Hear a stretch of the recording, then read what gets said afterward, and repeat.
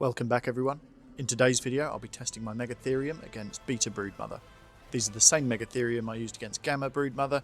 They each have around 20,000 health, 700% melee and saddles with 50 armour. As always I'll be riding a UT into the fight so I can buff the Megatherium.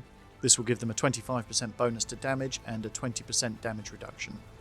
Okay, let's get started. I've only ever used Rexes against Beta Broodmother before and I usually lose a few. Hopefully none of these guys will die because I want to use them against Alpha Broodmother. For those unfamiliar with the Megatherium, the reason for bringing them to this fight is twofold. Firstly is their passive 150% damage bonus versus bugs, and secondly the insect killer buff. Megatherium get this buff when they kill an insect. It lasts for 2 minutes and gives them a 250% damage bonus against any target. So the aim of this fight is not to have the Megatherium attack Broodmother all the time, but to let them attack the Broodmother's minions and get the insect killer buff and return to the fight. Looking at these damage numbers would suggest that the passive damage doesn't apply to Broodmother, presumably because she's a boss, not a bug. However, I'm not too worried about that, as these guys are hitting out more than double the damage that my Rexes would do in the same fight.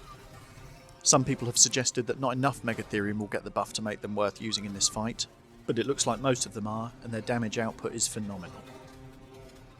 I'll speed up this next section of the boss fight to make it easier viewing. Aside from the tactics I've already mentioned, there's very little to do except keep the Megatherium buffed with the Courage Roar. In most other boss fights I try and stay as far away from the boss as possible, but in this one there's a risk of getting webbed by Broodmother's minions and tying you down in a fight you don't want to have.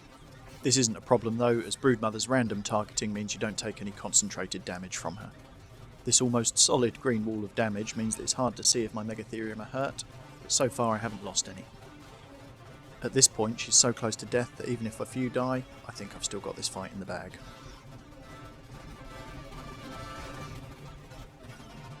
And she's down, with no Megatherium dead.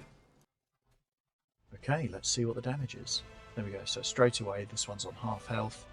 Another one on half health, some not quite so bad. Let's take a look around here. Yeah, this one wouldn't survive Alpha. I don't think these guys are going to survive Alpha, so I'm going to go and make a load of Ascended Saddles and try Alpha with that.